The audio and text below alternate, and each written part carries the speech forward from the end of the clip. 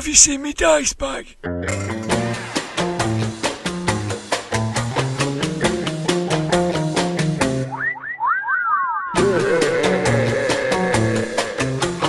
Grognard Files.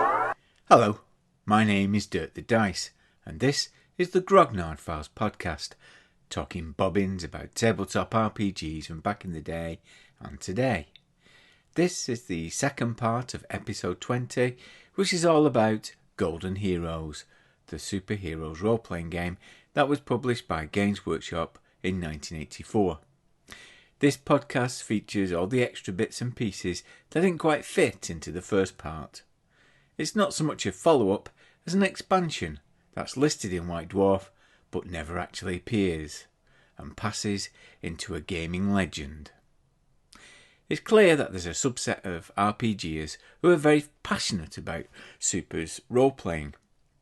Although the game went out of print fairly soon after it was released, there are many people who've been keeping the game alive. People like Steve Race, who's written the following review on iTunes. The Grognard Files is my favourite podcast by far. Dirk and his cohorts capture perfectly the experience of playing role-playing games in 1980s Britain and nicely counterpoint their adolescent viewpoints with their adult perspective. I'm transported back to those joyous days of seemingly never-ending summer holidays playing games with my friends. Don't be fooled though, it's not all nostalgia. If you've ever played any of the featured games, you'll be rewarded with a new perspective on the games of yore and new revelations aplenty. At the time of writing, the latest episode features Golden Heroes, a game I've played on and off for 30 years plus. I thought I knew this game inside and out, but I discovered several facts about the game's creation and the rules that I knew nothing about. All in all, it's the podcast that I must listen to as soon as it drops each month. Long may it continue. Thanks, Steve. Steve is the co-host of Squadron Chatter, an unofficial podcast for the game Squadron UK, which was Simon Burley's follow-up to Golden Heroes. He and his co-host, Kevin Rolfe, provide a deep delve into Squadron UK, but they also deal with the legacy of Golden Heroes. It's great to have Simon Burley, creator of Squadron UK, joining us again to face the Games Master screen. This time he talks more about comics, fanzines, conventions, and the mechanics of his code system. There's some weird interference in places, but I put that down to my cybernetic brain interfering with my Yeti microphone. We've had correspondence from the Grog Squad about their experiences of playing Golden Heroes, so we head to the Snug in the Lasser Gallery in Manchester to talk about some of the issues that have been raised. Fellow armchair adventurer and very good friend Daily Dwarf from Twitter has written an essay about the articles and scenarios that appeared in White Dwarf to support Golden Heroes. Regular listeners will know that this podcast was originally conceived as a memoir of our formative years of gaming. We have another hoary old Shaggy Dog story about the worst RPG session ever. Please indulge us. I'll be back at the end to provide the usual Grog Squad parish newsletter. Ramblers, let's get rambling. Welcome to the Games Master screen, where I'm joined by Simon Burley. Hello, Simon. Hello. Okay, now what I'm going to do is I'm going to use my supervisor's screen, because I'm a scenario supervisor here, the SS, and that was deliberate, by the way. You'll notice in Golden Heroes where my abbreviations are in there and Pete's abbreviations are in there. Mine always have double meanings. So SS, WC for weapon class, DC for defence class are all mine. Things like DUP, day utility phase, are all Pete's. I'm going to put this screen between us and I'm going to roll on a table. So I've got some anecdotes from your life in gaming, and I'm going to roll apparently at random on the table and find a subject. So here goes. I'm going to roll first. Okay, that's a 13. Oh, unlucky for some. That's Imagine 21. Is that the superhero issue? Yeah, that's a superhero issue, yeah. Oh, yeah, wonderful. Right, at the time that we were trying to get Golden Heroes out there, about that time was being published, I realised that I thought there were lots and lots of superhero games out there. It's nothing like compared to today. Thousands of the buggers today. But there were lots out there. There was Champions, Marvel Superheroes, Golden Heroes, Superworld, Villains and Vigilantes, loads of them. And I thought, because superheroes is looked down on by the D&D hobby, I know it's remarkable, everyone looks down on D&D, but the D&D players look down on the superhero players. I thought the only chance we have of getting the hobby off the ground, really, is if we all work together. So I put together a small team of people who played the different games. I started a fanzine called Superhero UK, which included superhero content, and every issue had a scenario, but the scenario had the stats for the same characters in 4 or 5 different game systems. And we got a couple of those articles published in White Dwarf. I pitched it to Imagine, which was a TSR house magazine, and they agreed because they wanted to do a push for when Marvel Superheroes came out. So when they got their advanced copies of Marvel Superheroes, they actually sent one to us. We got one of the first copies of Marvel Superheroes in the country, and we got a chance to look at it before everyone else. It was fun. I wrote a multi-system scenario. Because I wrote a multi-system scenario, I actually gave the job of writing the introduction to superheroes to somebody else in the team.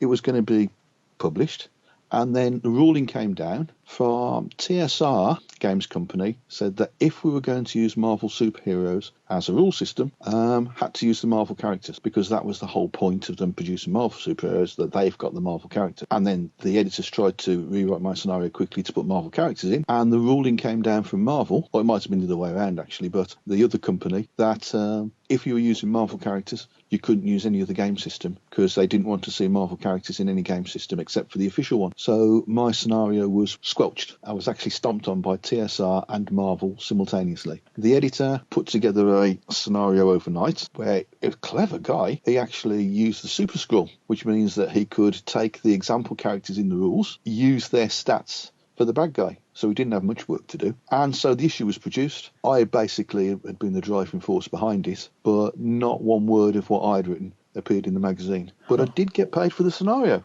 They still paid me, so that's fine. And around this time, the fanzine you were producing, did you say you had lots of people involved in producing that? I was the editor, but I had a team of 4 or 5 people who I didn't meet. It was only correspondence. But when I'd written a scenario, I would send them a copy, and then they would send me back the stats for the characters in Champions, in Superworld. I think we did do Marvel Superheroes. It was 3 or 4 systems. And how long did that run for? I ran it for maybe half a dozen issues, and I passed it over to one of the other contributors, because that's something I do a lot. I start things and then I pass them over because I lose interest.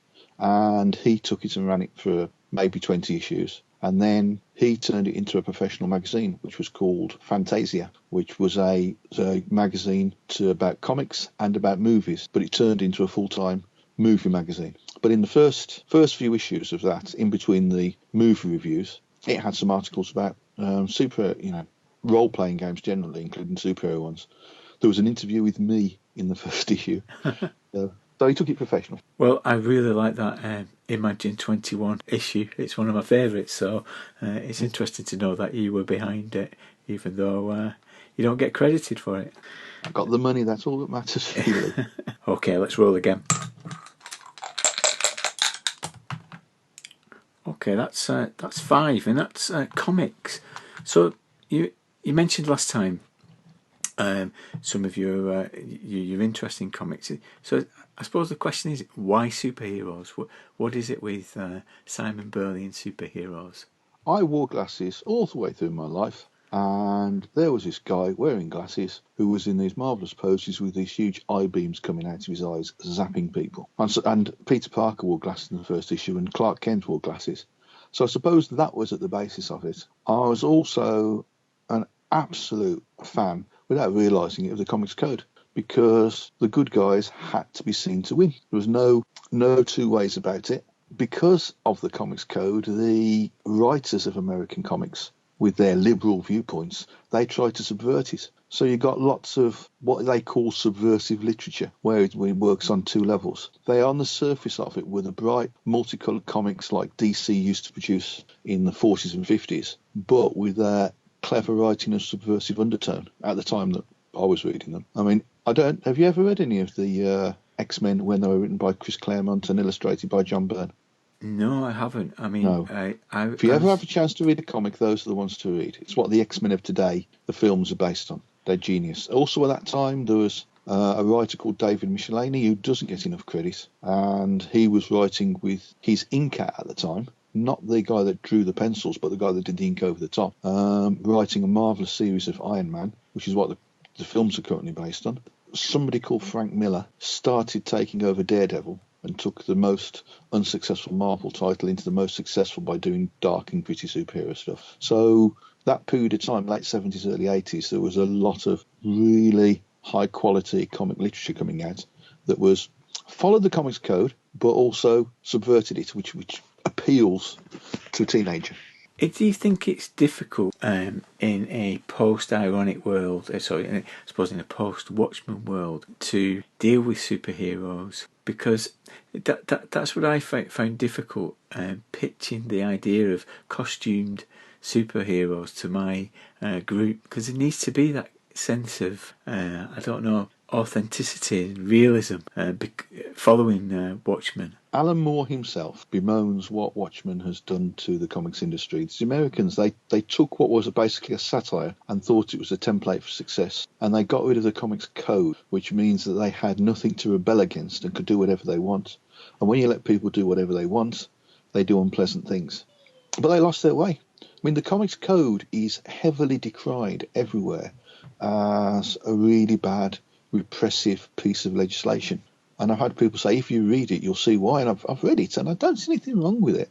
All it is it's like a cinema rating system or a video game rating system. It just makes sure that the content that's being delivered is appropriate for the people that are reading it. Because it was repressive, they tried to fight against it, and you got this wonderful contrast. And yes, to go back to your point, superheroes is a difficult thing to sell because of the bright costumes. In Golden Heroes, our game, then the big thing was rationalisation of the characters. You had to make the characters work. It made you think about that. And that's what you need to do. There's an absolute reason why that guy dresses up as a bat and goes around.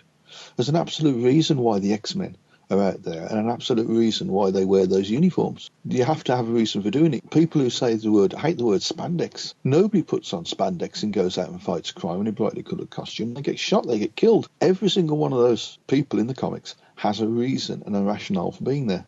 Well, nowadays it shouldn't be a hard sell because of the Marvel Cinematic Universe. You look at every single one of those characters, every single one has got a reason for what they're wearing and what they're doing. Iron Man, he was trapped. His only way out was to build himself a machine to fight his way out, and he put the red and gold in it because he likes his cars. But he developed it as a life-saving device. Captain America was a symbol for the Americans, and he just happened to keep the uniform on when he went on a mission. Now, everyone there has a reason for the way they're dressed and the way they look, and that's what you need to sell people. You need to sell it on the veracity. But as I said before, the world in general looks down on role players. Role players look down on superhero role players. Always have. We're like at the bottom of the heap. But I think it's time for a resurgence, isn't it? Because as you mentioned, with the cinematic growth of superheroes, what we found when we played it recently, that there's ways into the game now, isn't there? So people find it more palatable and have more ideas of what to do with the characters. Yeah, if you don't think about traditional super role playing game like Golden Heroes, like Squadron UK, is you make characters. The referee uses the same rules to make some villains. You stick them on the table. You have a fight. Now, it's not much of a role-playing game, but you actually find, because the fights tend to go on a bit, but you find role-playing comes out during the battles. Did you find that when you were playing it recently? Yes, definitely, yeah. So you can role-play within the battles, even though the battles are rather long as RPGs go. So there's not much, super planning. You can actually have the Avengers film without a lot of thought. You need an excuse for a fight at the beginning, you need an excuse for the fight at the end, and you need a little bit of story in between, and people will love it. So it's easy to play. And you were quite right earlier on when you talked about the character generation system for Golden Heroes. I think that is probably a good bridging thing. If you get people to sit down with mutants and masterminds or champions, and you say, we're going to play a super role-playing game, what kind of superhero do you want to play? Then they'll say, I don't want to play a super role-playing game. If you sit down with Golden Heroes or Squadron UK and you say, you're going to roll some dice now, you're going to start to make superheroes, see how you feel about it, they'll suddenly get engaged. Yes. So I think that's the way to go. And if you do it together as well, you can see that people build on each other's origin story. So they look for reasons why they're a team. Right. I'm going to roll on the table again for the next one. Oh, I've rolled 2 4s. That's a double. So I'm going to roll again. That's 2 6s. That's a double. I'm going to roll again. And that's another double. It must be the code of games. Yeah, thank you. So you can mention that. I play Golden Heroes, and then years later I bring it back to Squadron UK, and they're good games, and you have your figures on your maps, and you play big battles like I just mentioned. But the big battles take a big chunk out of your evening's play, and there's not much role-playing. If you notice, you watch television, especially the television the superheroes on television these days, especially the DC ones, the good television series, they have lots of interaction between the characters. Normally not in costume, because the costumes cost money, and then they have a fight halfway through and a fight at the end, and the fights last about a minute, and that's it, because that's all they can afford.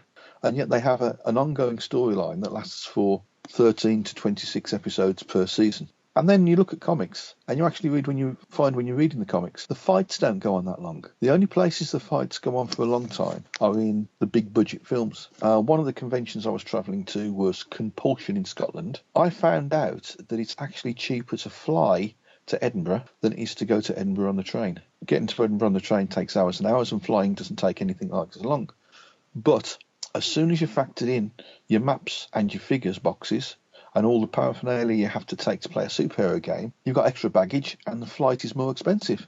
So what I needed a lightweight game that would fit in an overnight bag, and where the superhero battles didn't last ages, you had more time to do the role-playing and storylines like you got on telly. So I wrote something called the Comics Code, which is a small lightweight trade paperback which just uses 2d6, has a totally new approach to it, more storytelling. It works incredibly well. I don't read other people's games. I occasionally play games at conventions. So the Comics Code is more like Fate and less like Savage Worlds, if that makes sense to people. I've played your manga version of this with you at UK Games Expo. Yeah. And it is good at creating story on the hoof. I wonder if it'd be worth you just going through some of the mechanics that are involved in that. Yeah. Okay, so the basic mechanic in the Comics Code is you roll 2d6. You don't add the results, which everyone seems to want to do automatically. You multiply the results. So you get a range of results that goes from 1 up to 36. So you've got a 1 to 36 range out of just 2 dice, which gives a wacky range of outcomes. I call it cinematic. Some people call it goofiness, but it gives you a very wide range. But the dice also do a couple of other things. The lowest of the 2 dice is the amount of damage you do if you succeed. I really wanted it to be the highest of the 2 dice because I wanted the fights to be over really quickly. But in play tests, all the players insisted that we took the lowest of the 2 dice, so the battles could go on just that little bit longer. But if you roll a double 1, you've automatically failed. Double 6, you've automatically succeeded. Any other double, there's a range of options you can choose from. It goes from purely tactical stuff, like you can save the chance to re-roll a die for the future, which you want to do because in the last battle, I'm going to throw a big horrible monster against you, and if you roll low, you want to re-roll the dice to get a higher roll. If I roll high, you want to make me re-roll the dice to get a lower roll. So you can save some re-rolls. There's combat options, like you can swap an opponent with one of your teammates, or you can do some collateral damage. In addition to hitting the opponent, you're doing some extra bits of damage. And these are the ones I love, some referees are dubious about, you can affect the progress of the game. You can change the emotional state of one of the referee's characters. You can say that guy's scared, he's going to run away. That guy's fallen in love with her, he's not going to want to hurt her. You can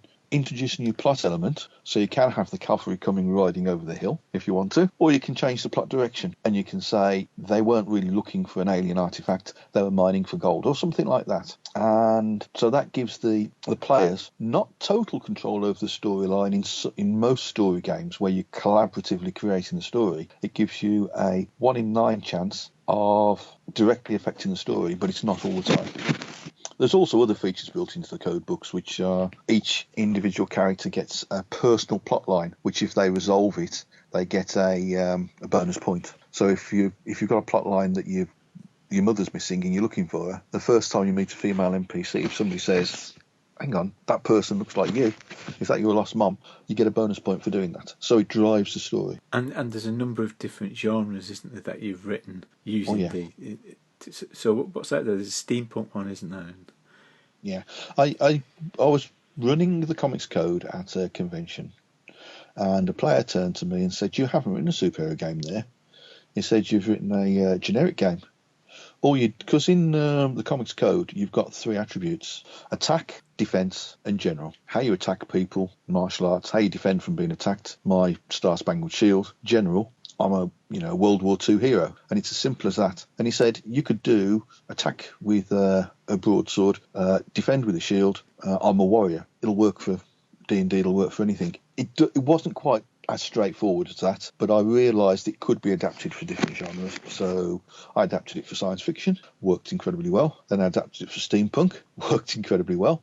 And I've adapted it for anime, where it works okay, but it squeaks a bit at the higher levels. Where you merge all your Zoids together to make a Megazord, then you're rolling quite a few more dice than I prefer, but you only do that for a round or two at the end of the game, just to win. And then I've recently done it for fantasy. Finally, I had to do the fantasy one, which worked out far, far better than I was expecting.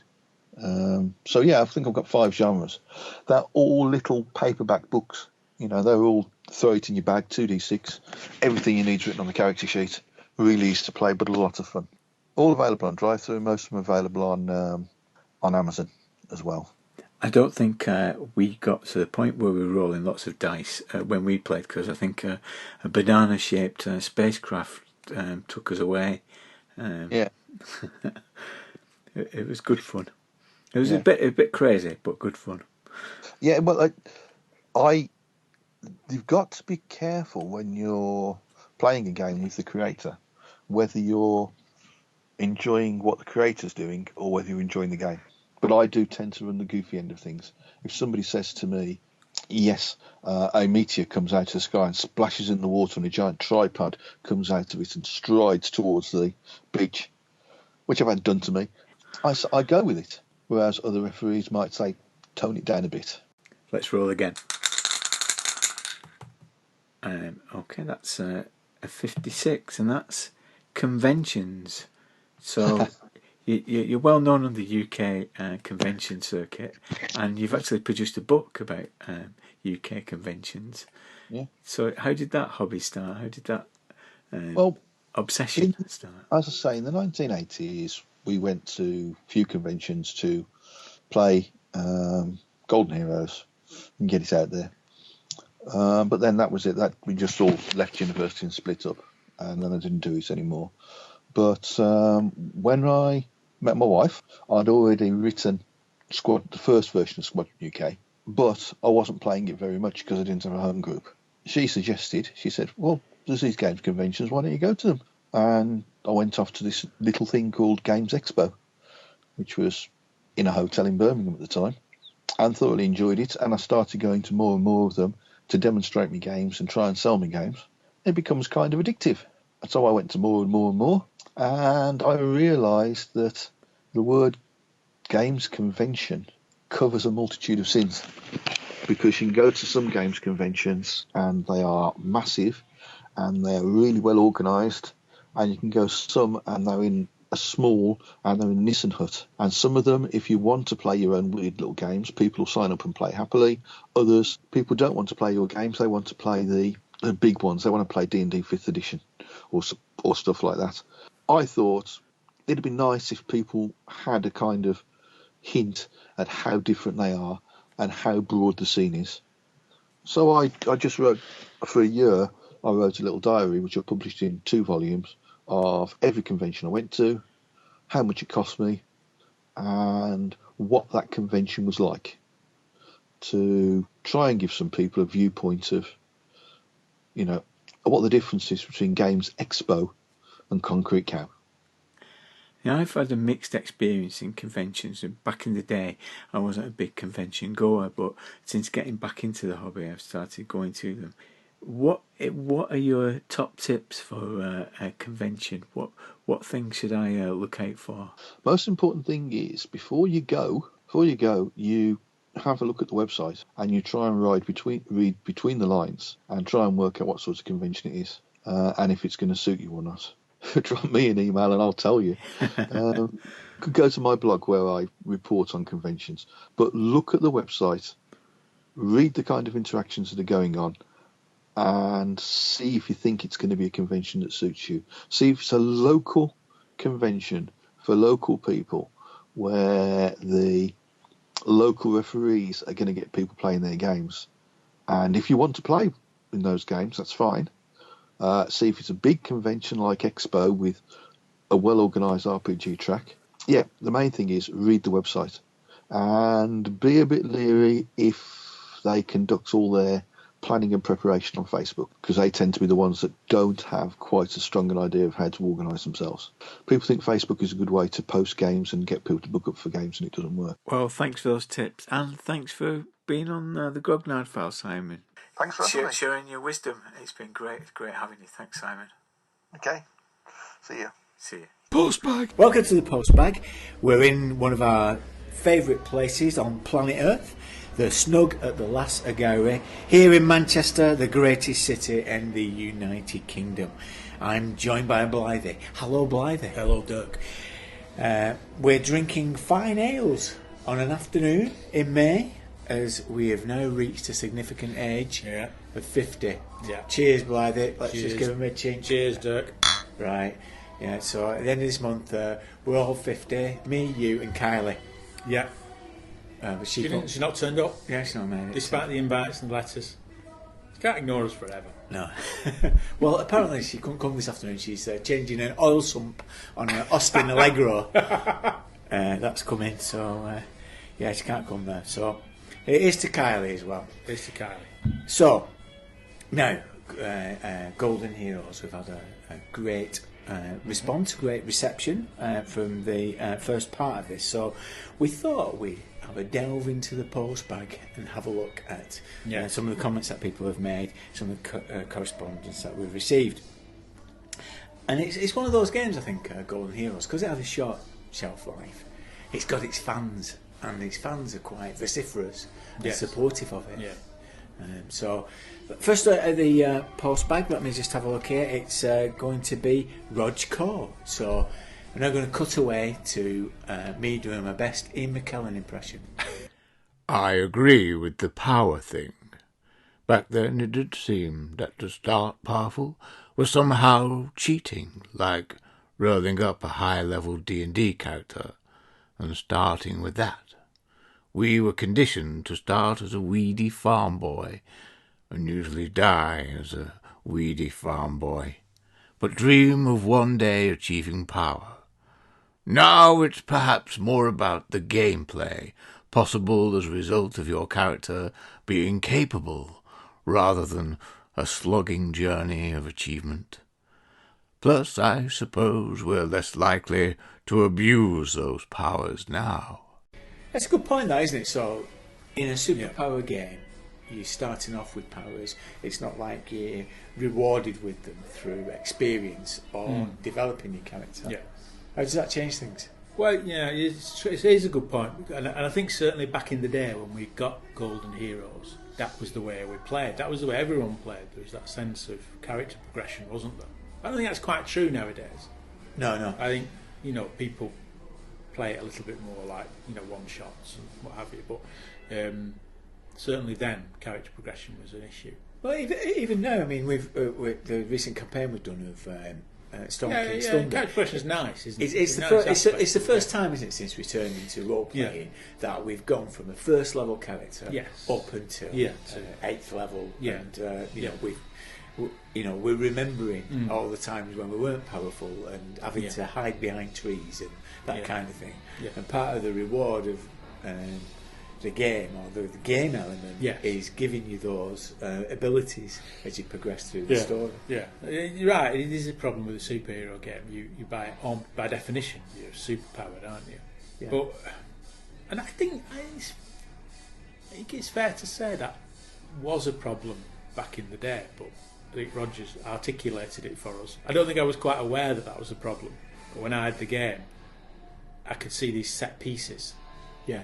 Big set pieces, but the rest of what I would normally consider role playing seemed absent. Yeah, well, when you described it last time, so when we were talking about it in the last time, you said about the idea of downtime. That what do you do on your day off? Yeah, what do you do on your day off, and how do you progress a character? It's very easy to see roll a superhero character and see them flying around punching supervillains in the jaw. That's all very easy. It's all the other stuff, isn't it? And how you develop a character. So I suppose the character development isn't perhaps gaining powers, but it's developing as a character in a world, isn't it? Yeah. Learning to use your powers, learning to come to terms with them, that kind of thing. Yeah. I think that's true, because if you think in D&D, if you put our characters, they've got powers, haven't they? They've got superpowers. Yeah. I've got a sorcerer who's got spells. Yes. It's only in the context of the world that he lives in that he doesn't feel quite as powerful as, say, Doctor Strange. Yeah. Doctor Strange is powerful because he's in our real world. No one else can do that. Whereas you can, in D&D, you can meet a sorcerer who's more powerful than you. Yeah. So it doesn't feel. But it is difficult, isn't it? Because character progression generally is gamed, isn't it? So it's part of a game. So character progression means acquiring new powers, acquiring abilities, even if it's not powers and abilities, even if it's not getting better at something, it's like, I don't know, rank or something. When we've played Star Trek, you can go up a rank, can't you? So there's a game element to it. Whereas I suppose if your character development is just a more narrative element, it perhaps doesn't feel as satisfying. Yeah. So you roll characters like Doctor Strange, for example. He's got magic and he can do this and he can do that. And you start off playing that character, coming to terms with the powers, fitting into the world, getting the world to accept them as a superhero. That they are elements of character progression, but they're not gamed out. They're not statistical or mechanical or mathematical things that you can go, I used to have a grade 1, I don't know, I used to have problems controlling my abilities when I started out, but now I'm in control of them, and I've got a better chance of using them. Do you see what I mean? Yeah, there's a difference in that sense. I think Golden Heroes does offer something like that. The day utility phase and some of the awards you get that way in Golden Heroes does offer some of that, some of those benefits. But you're right. I think something you just said, that if you go to the source material, most of the narrative elements of superheroes are about your place in the world. Yeah. So what do you use your powers for? What do you use it for? What temptation to use them for your own benefit? The risks of using them for good. The risks of going into using them for good rather than sitting back and not doing anything. Yeah. Those kind of things, isn't it? I suppose. Yeah. So we'd agree with Roger. Yeah. And we've not really resolved the problem. No. There you go. And we've done a good job there. But I do think that the satisfying element. So let's not move away. This is the reason why I put it a bit crudely in saying, can it be played straight? What I really meant is, can it be anything other than just a slugfest? Yeah, and flying around punching people. But does it need to be? No, maybe it doesn't. And when we played it, we had a lot of fun playing it, not playing it straight, and it was we were comic book superheroes. doesn't have to be like that. And I suppose you don't. We have a different view on it now because we're older and we get, we're not gaming 2, 3, 4 times a week like we were when we were 14, 15. Yeah. Character progression, it is important, and I want to play games that allow my character to progress. But equally, I'm happy to play one-shots, and maybe Golden Heroes is perfect for the one-shot. It's perfect for that. Or to have a superhero that does a series of one-shots that you just dig out your superhero and he's off on another mission, and there's no character progression because his character progression is satisfying, but it's not the be-all and end-all. No. And maybe Golden Heroes or superhero games are games that you play now and again, and you don't worry about that. Yeah. Because I think it is difficult. Because it's, you're not superpowered, and then after 12 months playing a superhero, you're more superpowered than you were before. It just doesn't work like that, does it? No. Okay, next up is Graham Kinnisberg. Oh, it's not about Lord of the Rings and Moorcock, is it? It's not Tolkien and Moorcock. No, I don't. Well, I don't think we're a long-standing dispute with Graham about this. I don't want to know if it's about that. I don't want to know. Well, I don't think we're scheduled for a debate about that until November. Is next. Right, okay. Yes. I think you just need to let it lie. Draw a line under it. We have to agree to differ. Yeah. Moorcock is better, though, isn't it? Moorcock is better. He is better. Yeah. He's better. Tolkien's rubbish. Listening to part 1 of the Golden Heroes episode, I was quite surprised to hear Simon Burley reveal that the rule set could have possibly been the official one for the Marvel superhero game. How different that would have been. For me, the unique charm of Golden Heroes, perhaps not in the rules themselves, but in the supporting scenarios and articles in White Dwarf, and in the pages of the Superhero UK, was the encouragement given to the games master to run a campaign in the spirit of classic X-Men, etc., but in a campaign set firmly in the UK. So that is true, isn't it? So when I've looked at, particularly when the Squadron UK stuff that's been brought out subsequently by Simon Burley, it is very parochial. It is very UK focused. Yeah. And that's part of its charm. And the fanzine, so Graham provided fanzines at Superhero UK, and I put some of them on the site, grognardfiles.com, people to look at. And that very much encourages that view of it's set in the UK, it's set in English and British cities, Scottish cities, around the country, and it's very much got that UK feel. Yeah, and that makes it interesting, doesn't it? Because back in the day, almost every game had a setting that wasn't the real world. So even Cthulhu, set in the 20s, you got the Cthulhu now, didn't you, later on? But yeah, Cthulhu set in the 20s, obviously it is a real world in the 20s, but even the fact in 1920s makes it feel slightly unreal. It's historic. And I remember playing Gangbusters, TSR's game, Gangbusters, had a place called Lakefront City, which was Chicago. Yeah, but they didn't call it Chicago, they called it Lakefront City. Yeah. But it was Chicago. And Golden Heroes had that thing of playing in the real world. So you could have set it in the Manchester Arndale. Yeah, had superheroes in the Manchester Arndale, which was just up the road from us, having a superhero fight. That's kind of, it's not really innovative, but it's an interesting aspect of the game. Yeah, and to be honest though, that's not apparent in the rules. So you get the rules. No, it's not. No, it's just the scenarios, isn't it? That bring that to play. I think that's just all the kind of stuff around it, hinterland around it, gives that, doesn't it? Gives that kind of approach. But when we played it, so we played the Queen Victoria and the Holy Grail. I did do a pre-scene set around the Great Train Robbery, and it is good to put superheroes at the site of great historical events. Yes. Yeah. And because it's that thing, isn't it? If you set it in the real world, you've got something to fall back on. You've got something that you can it's identifiable. You don't have to fill in the gaps in the same way. No, it's like the fight at the end in the post office tower. You know what the post office tower looks like. You can't even imagine it, can you? I know what it looks like, so, yeah. Although it did prompt everybody to get the phones out and look up the scene of the goodies with Kitten knocking the post office. And everyone was a bit disappointed that it wasn't a giant cat you were fighting. Yeah, it was obviously disappointed. A white kitten, but a dragon. So the next one is from Kevin Roth. I've been running Golden Heroes and Squadron UK at conventions for the last 6 years. I've run every scenario written, including the Lancelot caper. I run each one as straight as possible. Some do descend into farce, but the bulk doesn't. It's a very enjoyable game.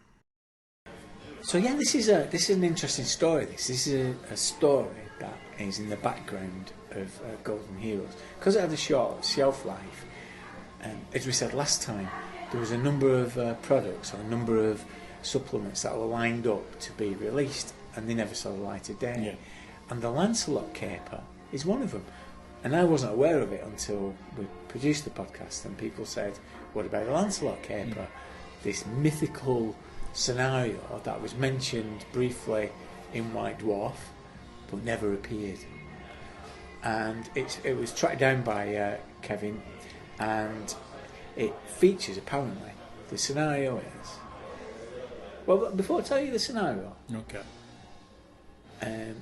why do you think that the role-playing games do have this facility, this capacity to create myths?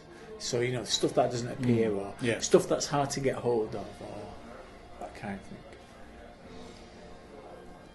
Well, I think the thing is these things have a life of their own almost, don't they? So finding a scenario that's obsolete or a game that's obsolete or disappeared, there's always that thing of almost like reanimating it, because what you would do is, not everyone would do this, but some people are just collectors, so it's like any hobby, you've always got the collector, haven't you? You just collect stuff for the sake of having it. But finding something that's obsolete or vanished and playing it again, either playing it again or playing it for the first time, there's a certain magic to that, isn't there? Because you're kind of reanimating something, making it live a little bit. Because all games and scenarios and supplements, possibly all games, but particularly role-playing games, they're only half alive when they're printed. They only become fully alive when you play them, don't they? Yeah. So the idea of finding a scenario that was never published, the magic would be, we're going to play this. We're going to see how this will play out and how it works, and whether it is rubbish and that's why it was never published, or whether it's brilliant and it's a lost kind of gem. And that's the thing, isn't it, with gaming, finding a game. Even not necessarily a role-playing game, even a board game or card game, finding a game that no one's played for a long, long time or was never really published or never popular. The idea of playing it makes it alive, doesn't it? Yeah. Otherwise, these things, they're just lying boxes, don't they? Yeah. Unplayed. Isn't it part of the appeal of us going back to some of these old classics like we have done over the last few years? Is part of that, isn't it? To revive and reanimate something. Yeah, absolutely. Yeah. And playing Golden Heroes is a classic example of that, because when we played it, we didn't really play it, and we didn't quite know what to do with it. And recently we played it and we thought it was fantastic. So again, it's that breathing life into something. It's reawakening something in the game, but also in yourself, isn't it? Yes, absolutely. Yeah. It's more. It's about. It's almost, at risk of sounding pretentious, they're like kind of a mirror that you hold into yourself. So we enjoyed Golden Heroes because we're different than we were when we were 14, believe it or not. So there's that sense as well, isn't there? We enjoyed it because we were different. The people we were around were different as well. The people we were playing it with were different people to the people we played it with a long time ago. Yeah. So there's that element to it, isn't there? That it kind of and that's why I think things that are out of print, things that are lost, things that are obscure have a certain appeal, because that's that idea of finding something and bringing it back to life. Yeah. And also bringing something about yourself back to life as well in there as well. Yeah, it's a three-part thing, isn't it? There's the game, There's the game as it's played, and then there's what the people playing it bring to it. And that's probably more true of a role-playing game than any game, isn't it? Because a role-playing game, because it has less constraints. Yeah. You know? So the Lancelot Caper, the premise of the Lancelot Caper is that there is a meeting of the EEC. Do you remember that? The what? Oh, yeah, I think I do. Yeah, the European Economic Commission, was it? Or Community? I think was it Community. Community. I think it was Community, EEC. but I could be wrong. EEC. Yeah. A meeting, and they're having a meeting about monetary unionism. Okay. Just stay with me. Right? Yeah, oh no, I'm keep going. Keep going. And it's there's a BBC report, and it's been interrupted because the supervillains have taken control and taken all the great and the good that are in the room, having this discussion about monetary unionism. Yeah. And that's the premise. That's happened, hasn't it? Well, that's happened with Brexit. That's what happened, isn't it? Jacob Rees-Mogg coming in. Boris Johnson, supervillains. Well, if you look at Thanos in Infinity War, Yeah. he's purple with a bit of yellow, Yeah. and he thinks that there's too many people coming from other places taking over the world's resources, so just get rid of them. Yeah. It's Nigel Farage. Thanos. And Farage. Farage, yeah. Yeah. Looking for the balance. Well, you've sold a Lancelot Caper to me. Yeah. It's real life. It was mentioned in White Dwarf in an article by Pete Tomlin. So let's go over to the Daily Dwarf, who's going to look at Golden Heroes coverage in White Dwarf. Okay. White Dwarf! No more heroes anymore, golden or otherwise. Actually, I have to fess up from the outset. My knowledge of superheroes comics is pretty limited. As I've said on a previous podcast, I grew up reading the British comics 2000 AD and Crazy. So my exposure to superheroes was mainly limited to Zenith and Birdman and Chicken. Now there's a team up. Of course, I was aware of various American superheroes. I remember seeing a few episodes of the 1960s Batman TV show, and I enjoyed the first two Christopher Reeve Superman films, and I must have absorbed a certain knowledge of other superheroes through a kind of cultural osmosis. But it wasn't until I went to university that I discovered American comics. I read Watchmen, but then who didn't? And some of the more famous Batman books, like The Dark Knight Returns, The Killing Joke, and Arkham Asylum, but very little from Marvel. The only comic of theirs I really remember reading from that time was another one from Frank Miller, Elektra Assassin. But that sticks in my mind mainly down to the Bill Sienkiewicz's superlative artwork. Given all this, superhero RPGs were not really on my radar, and I've never played any of them back in the day. All this is a roundabout way of saying that the following discussion is very much from an outsider's perspective. Anyway, enough of this waffle. What about superhero RPGs in White Dwarf? Well, they first made an impact back in issue 39. That issue saw a revamp of the magazine, a bold new logo for the cover, the launch of Critical Mass book review, and 4 extra pages. And I think indicative of this fresh new direction was the inclusion of the scenario for a superhero RPG, Slayground, for the game Champions, written by Marcus L. Rowland. This was a relatively straightforward, free-form adventure with a team of PCs having to foil a team of bank robbers looking to steal platinum worth £3 million.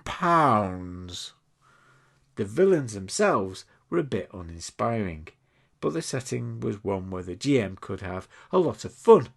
The team had to combat the robbers in a fun fair, complete with lots of innocent bystanders to make the job of the PCs that much more difficult. Indulging in wanton destruction wasn't really an option. As with many Marcus Rowland scenarios over the years, this one included some playful cultural references and had a nice line in deadpan humour. Superhero groupies could be treated as convenient projectiles for the supervillains. All in all, an auspicious start for caped crusaders in the pages of White Dwarf. All that excitement and innovation was obviously too much for the magazine, however. It would be a good while before the superheroes reappeared in White Dwarf.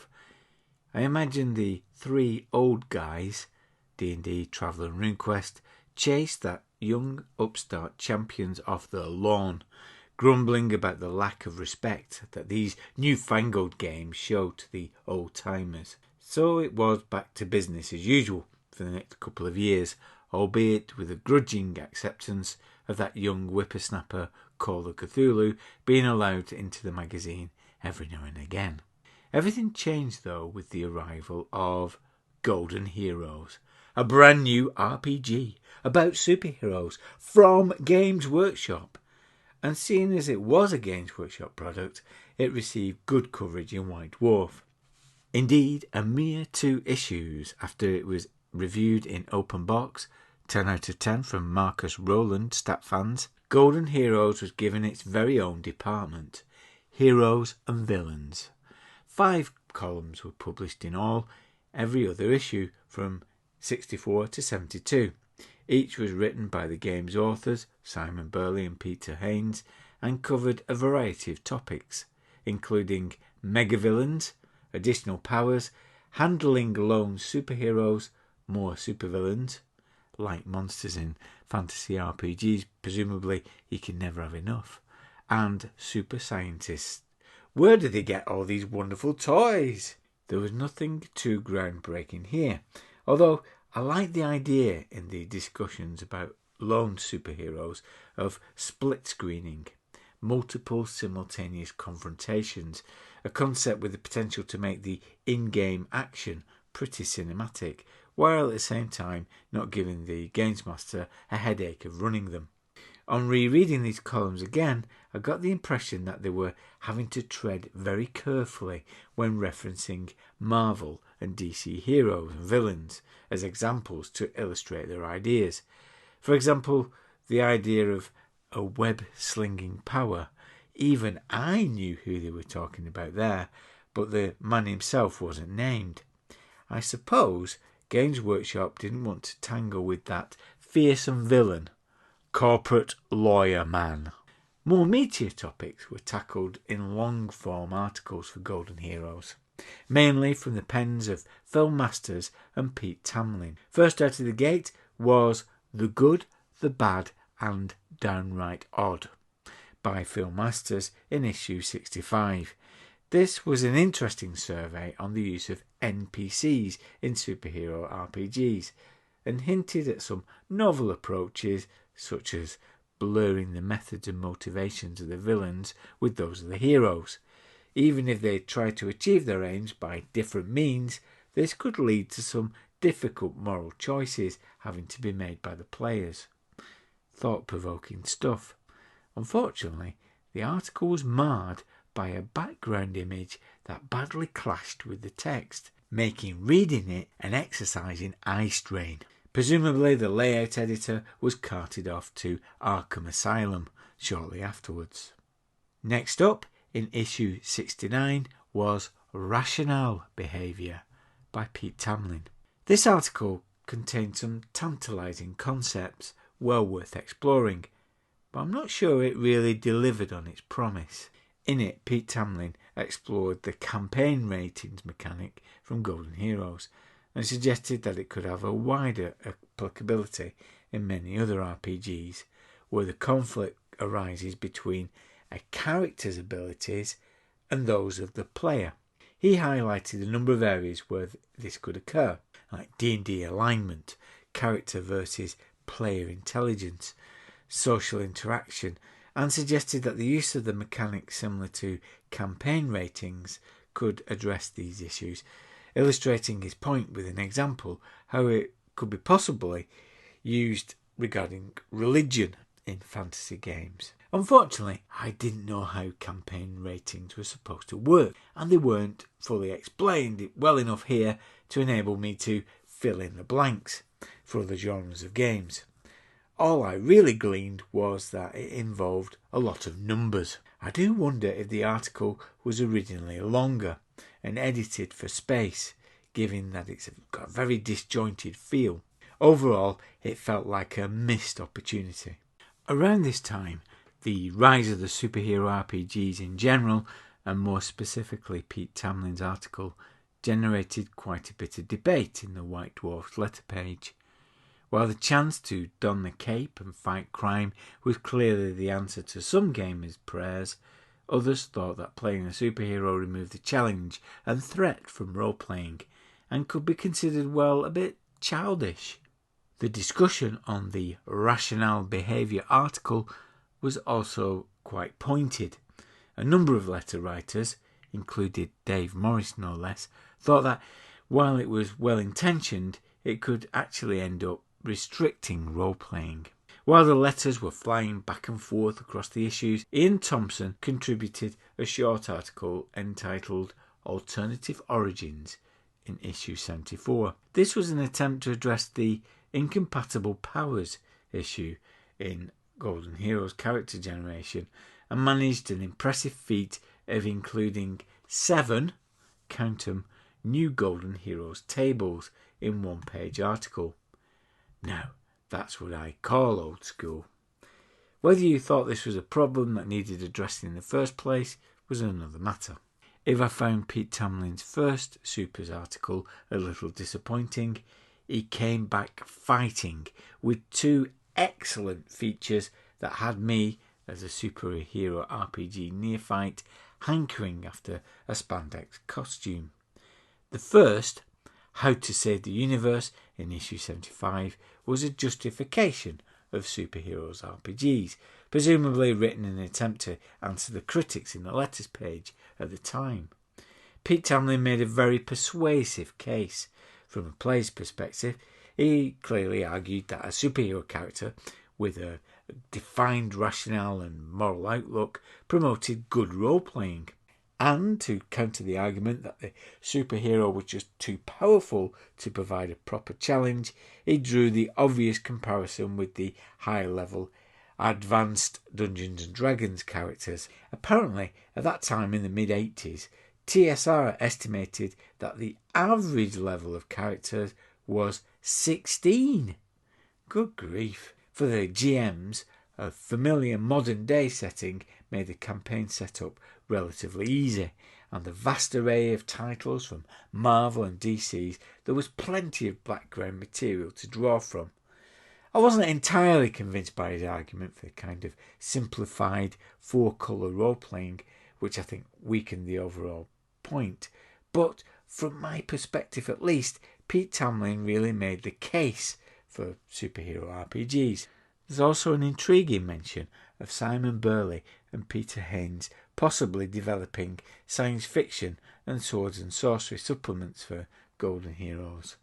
I wonder if anything came of them.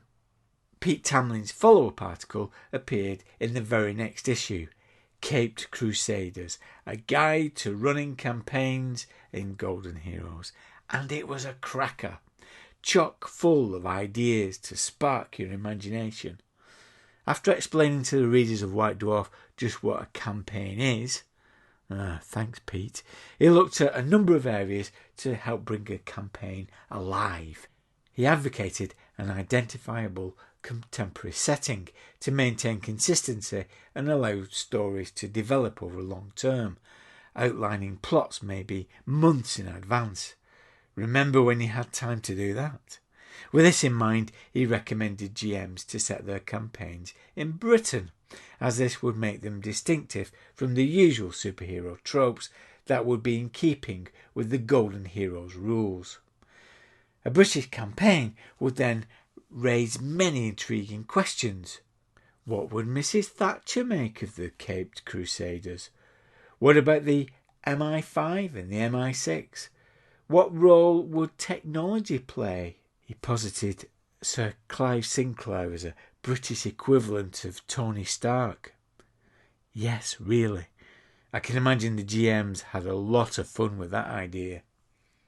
The relationship of the superheroes in the UK tabloid press could also be explored, foreshadowing what was to come with 2000 AD with Zenith. Indeed, he suggested mocking up a newspaper front page, featuring the play characters as a campaign newsletter.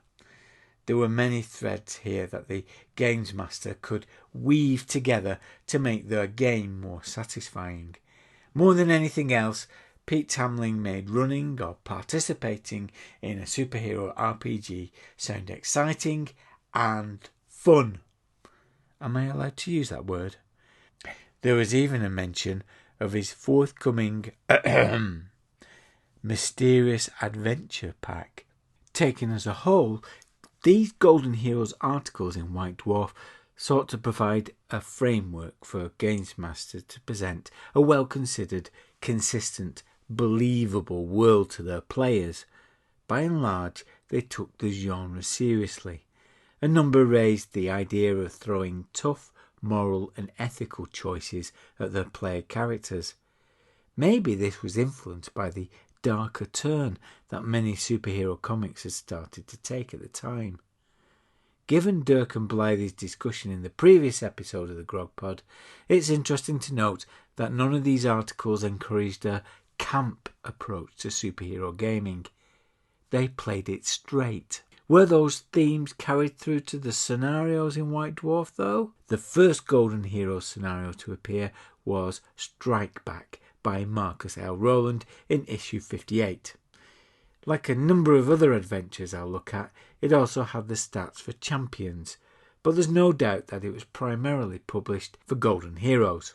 This was a heady mix of genres and tropes as the PCs travelled through time.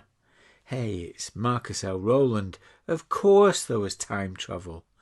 Back to the 19th century Vienna, peppered with both historical figures and literary characters.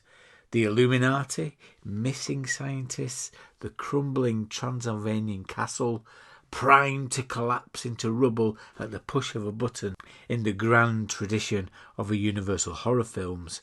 It had the distinct flavour of the League of Extraordinary Gentlemen, with a dash of The Terminator thrown in for good measure. Great fun, with a fairly open-ended finale. Reading it now, it's perhaps no surprise that Marcus Rowland would go on to produce Forgotten Futures RPG. Issue 67 gave us Peking Duck from Film Masters.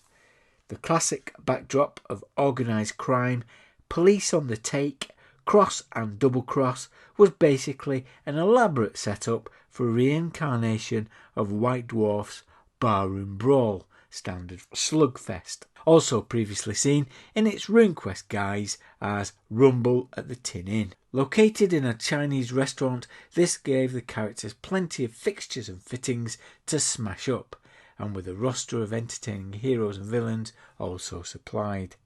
I think this would work well as a convention game. 2 scenarios from Simon Burley, Mr. Golden Heroes himself, next.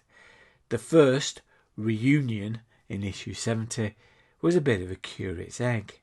I didn't quite know what to make of it at the time. I still don't now. The follow-on from Crossfire, the adventure in the Golden Heroes Supervisor's book, it involved a crashed alien spaceship hurtling to the South American tribe in grass skirts. No room for gritty, brooding dark nights here then.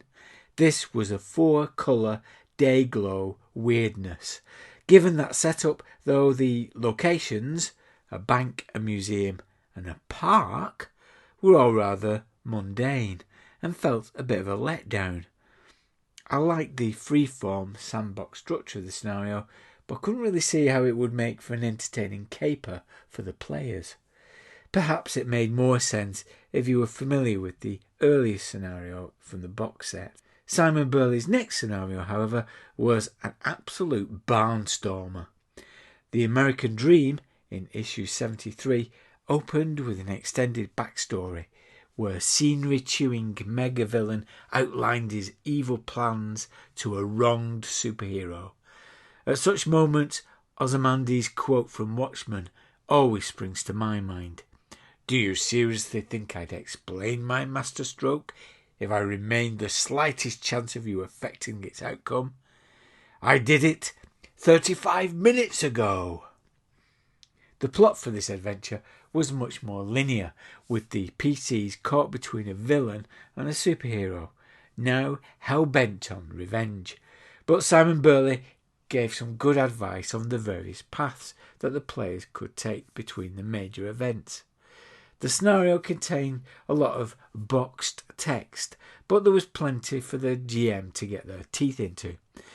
They would be, well, to practice their cheesiest southern accent. "Well, I do declare."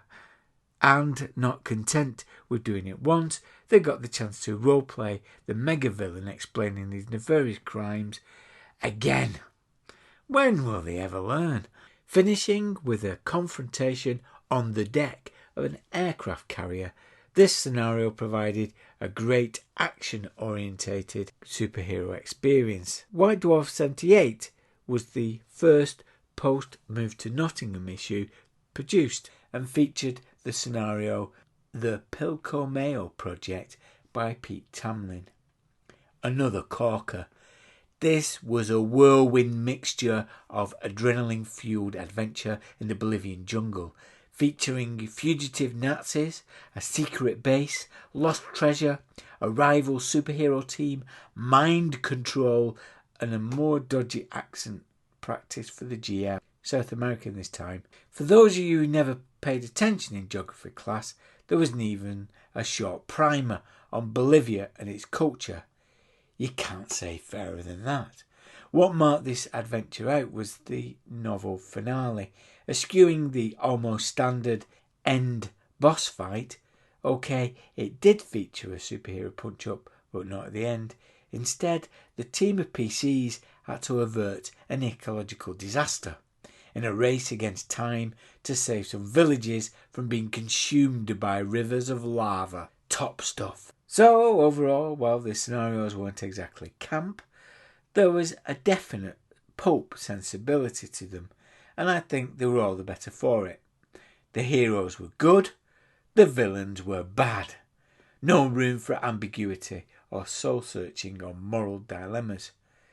I think Strike Back, The American Dream and the Pilco Project all offered exactly what you want from a superhero game. Over-the-top colourful characters, outrageous plots and plenty of action. But just as suddenly as the features for Golden Heroes appeared in White Dwarf, they disappeared. In the new Nottingham-based magazine, it was barely mentioned again. Why was that? This was a Games Workshop game after all. The Just Dread RPG had just launched and Warhammer Fantasy Role-Playing was nearing publication. But you thought there was room for plenty of RPGs on Games Workshop's books. Was it down to sales? Or perhaps Golden Heroes was the first casualty under the wheels of the Warhammer juggernaut, driven by Brian Ansell, which just started to rumble through the halls of Games Workshop.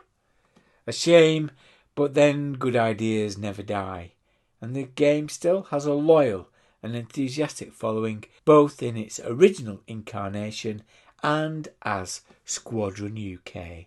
Nothing ends, Adrian. Nothing ever ends. Hey, buddy. Want to go for a ride in my flying car? Nah. How about we go fly around with our jetpacks? Nah. The future's just so boring. Is the future boring you too? Well, maybe you should listen in to the Save for Half podcast, the podcast about old school gaming, where we take a look at old gaming books with fresh eyes. You can find us at saveforhalf.com or on iTunes or around the corner. Perhaps we're standing behind you right now. Don't look. Shaggy Dog. Welcome back to the Lasser Gallery here in Manchester, where we're on our second pint. Happy birthday, Blythe. Let's do this again. Happy birthday, Dad. Happy birthday, Kylie. Alright, okay. Happy birthday, Kylie. Pity you couldn't make it. So, now this is a Sounded like a sports commentator then. We're back in the La Sagara. Yeah, like yeah. a snooker commentator. Well, if this doesn't work out, that's what I'll go. That's your job. So back in the La Sagara, and I'm going to tell this story of the worst role-playing session ever.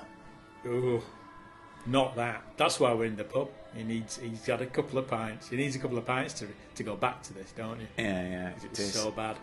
It is. I do think this is the dark secret that people, when you're introducing people to the hobby, so to role playing, Yeah. I think that everybody's got this nightmare, this haunting, this thing that they carry on their shoulders. I think you're right. The difference is you've lived it. They do, but hasn't everybody? Yes. I think that, I've recently listened to a podcast that was encouraging new games masters, new people to start, and it starts with the premise that it's not that bad. You don't worry, because everybody's on your side, everybody's willing you to do well, and it's not that bad. When you're faced with it, it comes together. Oh yeah. We're not always work like that. No, I think it's fair to say sometimes people are not on your side. Yeah, you can be sad. It's a very nice view of the world, that, isn't it? Yeah, everyone around the table's on your side. They're not. They're not on your side. Sometimes they are. Sometimes they're not. No, and I do think in the next few weeks we'll go into UK Games Expo. We'll be running some games, Yeah. And that's great, and I feel okay about doing it. But in my darkest moments, You're just going to relive the bad game. the bad game. We've all had bad games. I think everyone's had bad games, haven't they? Yeah. And I think in fairness, I'm not saying they'll all be as bad as yours, but I think if you speak to most people who run games, and maybe even players, they've all had a few bad games, and they've all had probably one game that's the worst of all the bad games. We probably all think of one that is a really bad game that kind of rattles you a bit. Yeah. So this is about a Golden Heroes game that I've run. Yeah. This is a story I've not told before, so we need to set some context. It's a long rambling story, but let's face it, if you don't like long rambling stories, you're listening to the wrong podcast, aren't you? Really? You are, and if you've been coming back for more of it, what are you doing? It's all based on long rambling stories. So go now. Go now. Forget it. Switch off now. This brings back two themes that come from this podcast. First one is our insatiable desire to find other people to play with. Yes, absolutely. And the other one is this involves Golden Heroes, but I don't think it's Golden Heroes' fault because... No, I don't think it is. No, I think that we need to say that up front, that it is not. It is not Golden Heroes' fault. Because any good game can be destroyed by a bunch of knobheads. Yes. It can. And as we will see, was in this case. So, and that's clouded my judgment. When I started reading it, Golden Heroes again, it brought back the nightmare. Yeah, that's it. I mean, I think we'll talk about this, but no, it wasn't. It's not the game's fault at all. No. I think you could have picked lots of games. And we would have had the same experience. But we'll come back and we'll try and dissect it. So I better tell the story. So this is 1985, summer of 1985. I remember it very vividly. Yes. It was a point where we were back to more or less us two playing. There were three players and Eddie, because when Eddie came along, he brought a bunch of other people who we played with for a period of time. But by 1985, we were down to the three of us again. And we wanted to play with more people. It's better playing with more people, and we couldn't find them. No, I mean now we'd roll 20 and beat them off with a stick. Yeah, but practically back in those days, although a virtual stick. Virtual stick. Yeah, but in those days, sometimes a bit it's glitchy. classic. Sometimes a bit glitchy, and you can't. But anyway, but yeah. So back then we were thinking. And then one day we went into the local toy shop, Boydell's, we mentioned it before, and there was a postcard saying that there was a games group, and it had the details on there, And we looked at it and thought, yes, it's on a Sunday night. Yeah. We'll find it, we'll go and we'll go and play this. Did it have a phone number? It had a phone number on it, it had an address on it, Yeah. and when Eddie saw the address, Key elements key elements, for finding number and it had address. the names, address, and telephone number, none of which we wrote down. We didn't write any of it down. No, you thought we'd remember it. We remember it, which we didn't. No, So, why didn't we write it down? We didn't write We'll it just down. remember that and immediately forgot it. yeah. But Eddie, this is a vital bit. Eddie looked at it and he said, I know where that did, is. yes, he I did. know where that I know is. what it is. So come the day, and it's I remember this very vividly, right? Because at the time Simon was round at our house and he was playing Jetpack on the ZX ZX Spectrum, yes. He Yeah. was playing on his own.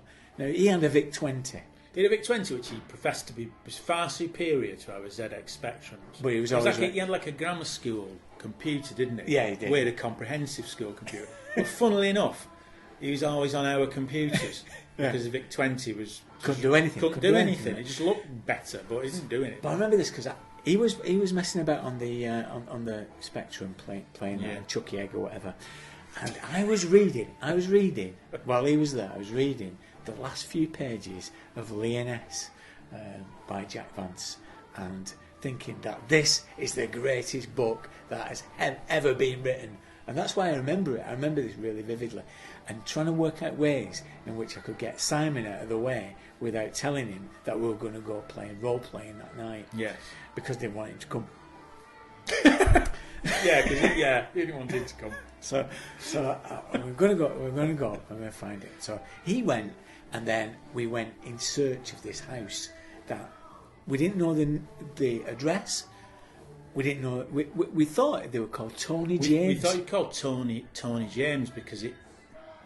It's because Eddie convinced us that was a Catholic thing, that you had a first name and second name. Catholic thing. Yeah, that he had two names because he had cousins that had two names. Yeah. Is it? John I don't Thomas think it and is. all this. John But it's a Catholic thing, is it? but he Anyway, convinced moving on. us. He convinced us that was fine. He was called Tony James. Yeah.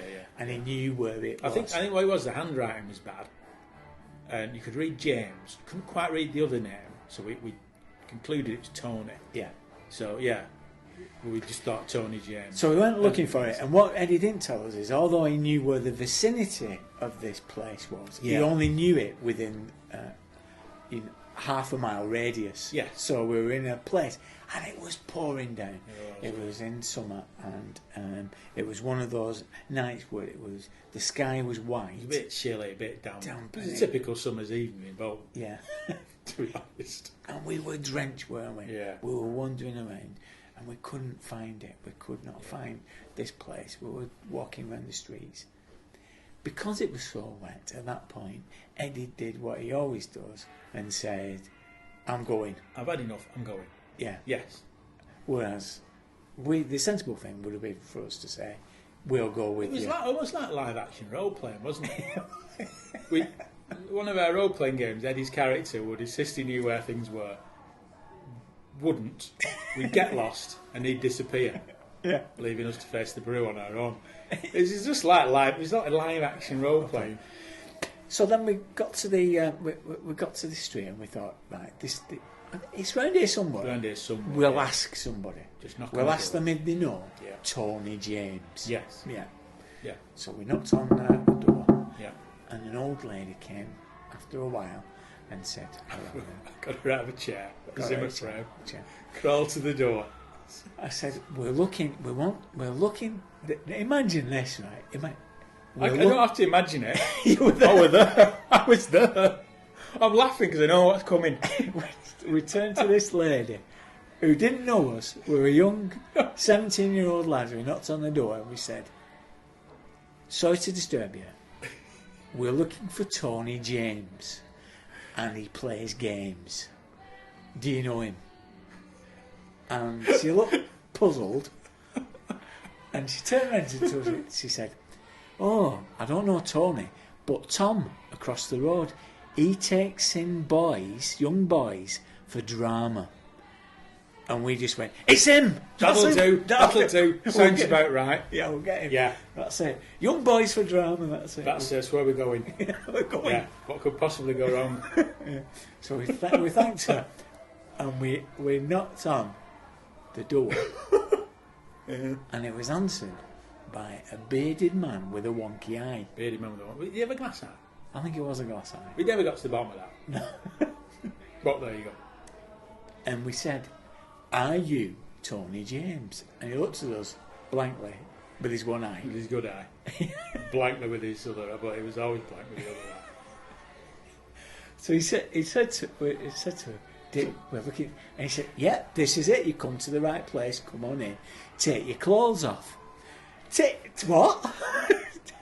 What he meant was... Well, he said, all right, can we have a game of role-playing first? We're that desperate. We have a game of role-playing? Yeah, fine. So he meant to take your course off, didn't he? Yes, because the coat was... They were drenched. And I remember he said, this is a mark of our working class nature. He said, now, take your coats off, and you know where you have to put your coats, don't you? And we both looked blankly at him and thought, what does he mean? I don't know, on the radiator, on the chair, and he looked at us, he went, in the dryer. And we thought, I just really got a dryer. Yeah, what's a dryer? What's a dryer? What alchemy is this? Good Lord, magic. They had a tumble dryer, didn't they? He did, yeah. I only got a tumble dryer the other week. But that was a mark of our working class nature. We looked blank. There's a long pause where we thought, where does he want to put our coats? Yeah. So it was the obvious answer. Yeah, because this was a rarefied world, wasn't it, that we were entering into, that we'd never experienced before. So when we got to know them, so there was a group of them, and they were older. We say older, they're probably about, I don't know, 28.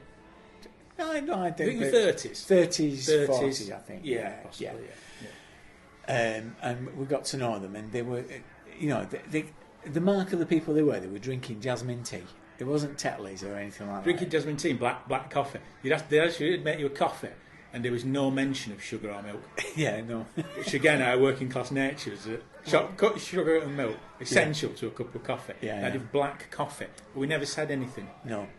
Seemed rude. So there was a group of them, and there was no Tony there, but there was Tom, and there was Bernard, the man with the beard and the wonky eye, and a group of other people who would come and go, wouldn't they? Yeah. And essentially the group was made up of them and Pieface. Now, Pieface isn't. We're using that name because, he looked like the Beano character, Pieface. For Protect the guilty. Protect the guilty. But Pieface, he was a kind of a thorn in our side, wasn't he? Because he was a smart ass. He was a classic RPG smart ass. Yeah. They're a type, aren't they? But he was one of those, wasn't he? Yeah. He was a bit older than us. He was in his 20s, wasn't he? Yeah. We were like, what? Were we 15? We're 17 at that. We're 17. 17, Oh, right. yeah. Okay. Yeah. So, It's in 1985, this, so... Yeah. So 17. And but you see, remember, at this point in role-playing, I was running the Playing by Mail game, been to a couple of conventions. In my eyes, I was God. Yeah, that's true. That was the thing, wasn't it? That we existed in a bit of a bubble because we didn't know anybody else who played it. Yeah, we thought we were. We thought, well, given that we do a podcast, I suppose we still think. Yeah, we are God. Yeah. We know it all. Yeah, but I wasn't going to say God. You said God. Just for the record, I didn't say I don't think I'm God. Yeah. He does. I don't. But it's that thing that we thought we knew a lot about it. We've been playing for a long time. We've been playing 2 or 3 times a week for years. And we played RuneQuest, Traveller, D&D. We played all the stuff. We were subscribed to White Dwarf. You say we've been to conventions. So we thought we knew everything about it. And we went there. And the reason why I say I say God out of arrogance because that's what really. Yeah. No, really, honest. All right, okay. Out of arrogance because we were about to launch a fanzine at that point. And, play by mail and all that. Yeah. Honestly, we thought that we knew it all, and it quickly became apparent that we didn't. It's not so much that we didn't. I think what became apparent was they played it differently. Very differently. They played it very differently. I don't think it was a case of we left there thinking we've been doing it wrong. But we thought we were finding people who would join us, or we would join them, and we would carry on merrily doing what we did. But we found that they played it very, very differently, had a very different approach, and also had a slightly a narrower view of what kind of role-playing games they were into. We were into role-playing games, and we'd play any role-playing game, wouldn't we? Yeah. But they didn't really. They were into a particular kind of game. Yeah, and there were particular. So before so we joined them for a few weeks. It was like 6 or 7, maybe 8 weeks, and during that time, and we've relayed it before, we were playing the bureaucratic planet of Traveller. Yeah, that's right. And they played it for 3 hours for 6 to 8 weeks. Yeah. Doing that planet. I needed that black coffee to keep me awake. I know. Is that boring?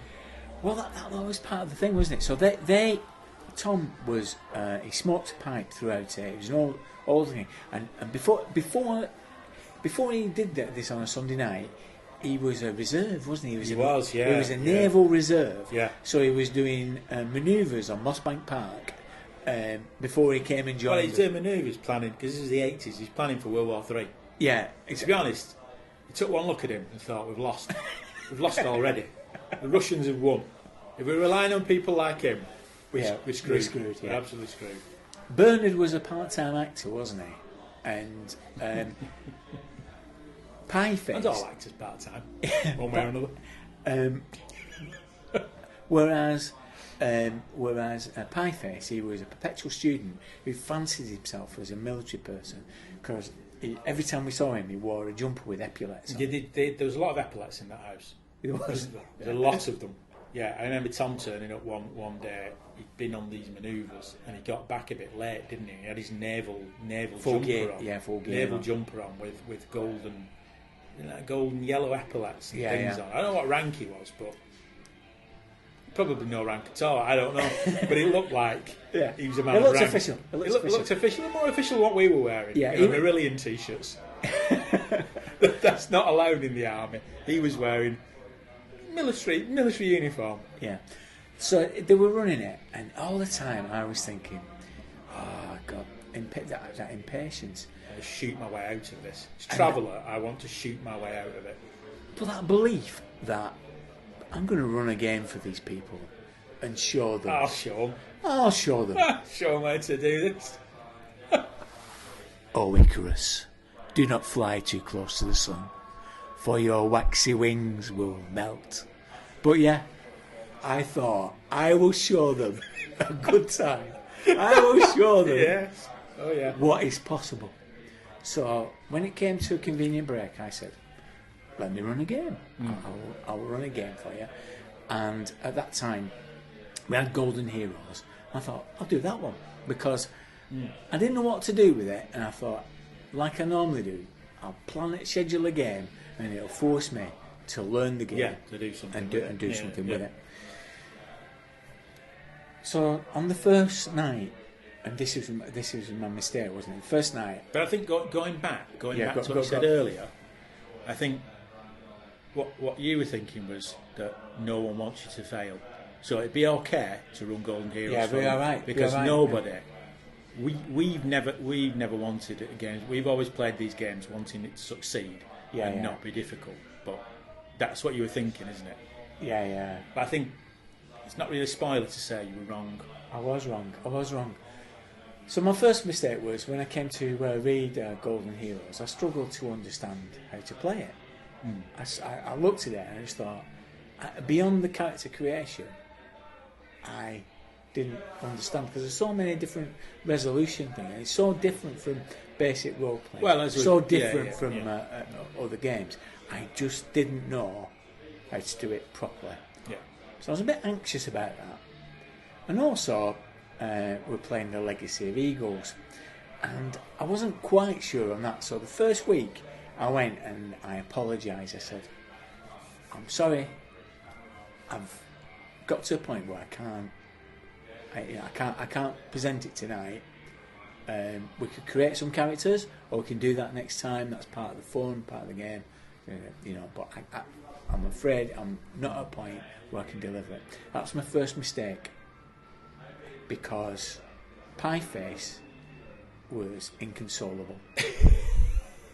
Yeah, he's shown weakness, hasn't he? I'd shown weakness. Intellectual weakness. His man's a buffoon. So he was kind of rolling his eyes, wasn't he? And Yeah, saying, "Oh, I'm glad I didn't invite my beautiful He girlfriend." had a girlfriend, didn't he? Yeah, Pauline. Yeah, well, she was nice. So like Kate Bush. She did, didn't she? It seemed wrong. Yeah, that he had a Pieface and girlfriend Kate like Bush. She didn't bring Kate Bush. No. I'm glad Kate Bush didn't come tonight because that would have made it far, far worse, wouldn't far it? worse. Yeah. Yeah. So I let them down. There was no session that night, Yeah. and we ended up rolling some Twilight 2000 characters. That's right, yeah.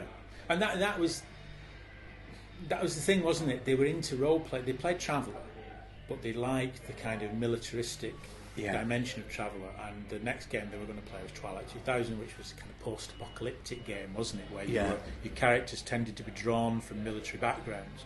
So it was very much that thing of what they were into in role playing was slightly science fictiony, militaristic games, Simulationist, highly simulationist. Yeah. They That's were what very they liked. They were very turned on by some of the mechanics around detailed wounds and damage that particular weapons would do. That was their thing, and that was the one of the key lessons, wasn't it? That we were beginning to learn that you can find people who like role-playing games, but sometimes they just like a particular type of role-playing game. So to give an example for Twilight 2000, I wanted to create a character that was essentially Fish from Marillion, wasn't it? We wore Marillion t-shirts. Like Yeah. I said. That was our A pacifist who wore a Scottish, wore a white feather and was anti-militaristic.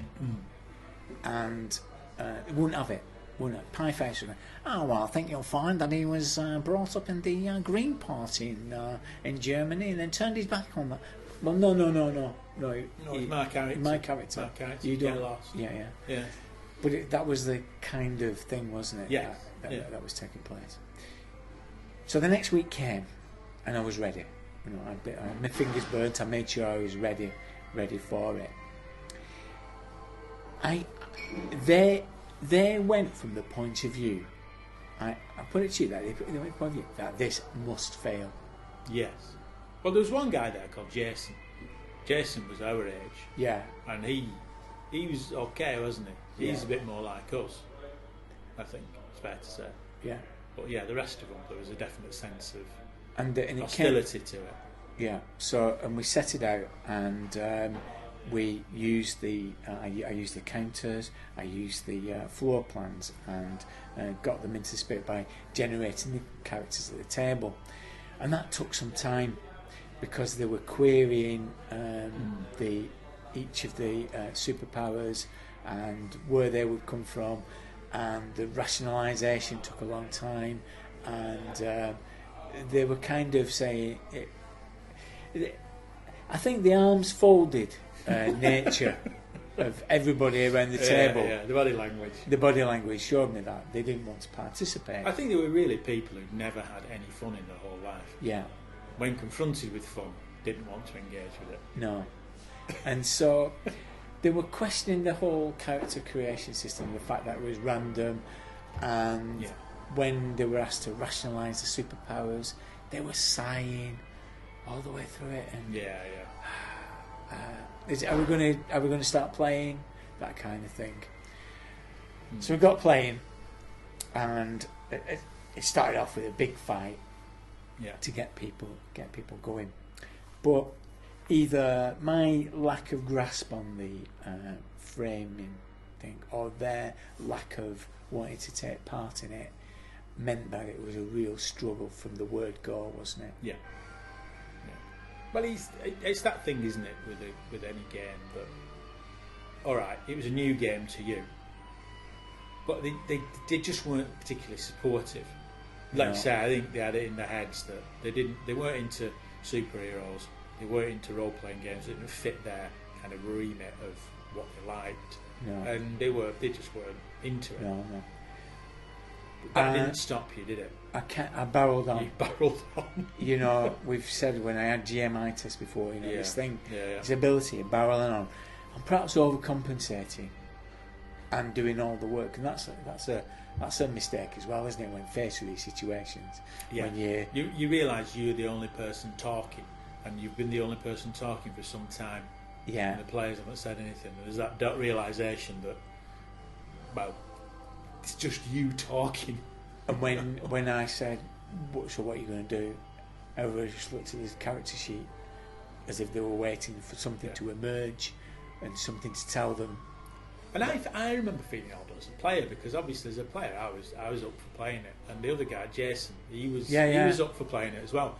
But we felt kind of stifled by them being so strangely hostile to it. Hostile and Trappist, that they didn't want to speak, and the only questions they had were questioning the mechanics or the authenticity or why they were there. Yeah, and I think as from a player's perspective, so from a games master's perspective, I think your experience as that game unfolded was you could see all your experience of games mastering, all the things you thought were right, were suddenly being thrown into question, and it was all kind of collapsing around your ears. Yeah. But I think for me as a player that was true as well, because I wanted my character to do things and wanted to say things, but because of their attitude I thought, oh no, well maybe I better not do those things, because it means me stepping out there in front of these older people who seemed more experienced and slightly more sophisticated than us. So I didn't feel confident as a player, So it wasn't just you as a games master. It's worse for you as a games master, far worse for you. But even as a player, it was intimidating, because you thought, I've got these superpowers, I want to do stuff, but they're not buying into it. So that would be bad enough. Yeah. But I got to a point, and this is why it was the worst ever. Yeah. Yeah. Because I got to a point and just said, this isn't working, is it? Let's stop and we'll come back to it some other time. Yeah. Okay. But words never before or since uttered during a game. No. Yeah. But the killing blow, as I collected my floor plans in silence and put them into the box, Pieface said, well, that was another wasted game session. And so I walked home feeling destroyed. And I don't think it was a fatal wound. Well, obviously not. Well, no, but that time, I don't think we played for some time afterwards. I think at that point, yeah, it knocked the stuffing out of you, and to some extent me, but not as much me. But then there was the thing is, there were so few. There were only 3 of us playing, so all it took is the stuffing to be knocked out of one of us, and it would kind of fall apart then, wouldn't it? Yeah. Once you didn't want to really run things for a while or play things for a while, then that left me and Eddie kind of a bit of a loose end. So it sort of fell apart anyway, didn't it? Yeah. But I think it was a combination thing. So with Golden Heroes, it wasn't a game system I was familiar with. Yeah. And there isn't a universal resolution thing. So I was floundering. I remember that feeling of floundering. Yeah. Also, as we said last time, the superhero and comic setting, it's not something I was overly familiar with. Yeah. So I didn't have anything to fall back on. Yeah. If you said, right, if things were floundering, you'd throw Attack of a Bruise or something like that. Yeah. Something I felt could keep it, rescue it. Yeah. And, the players were a bunch of arseholes. I think if those points are in order of importance, I think you got them the wrong way around.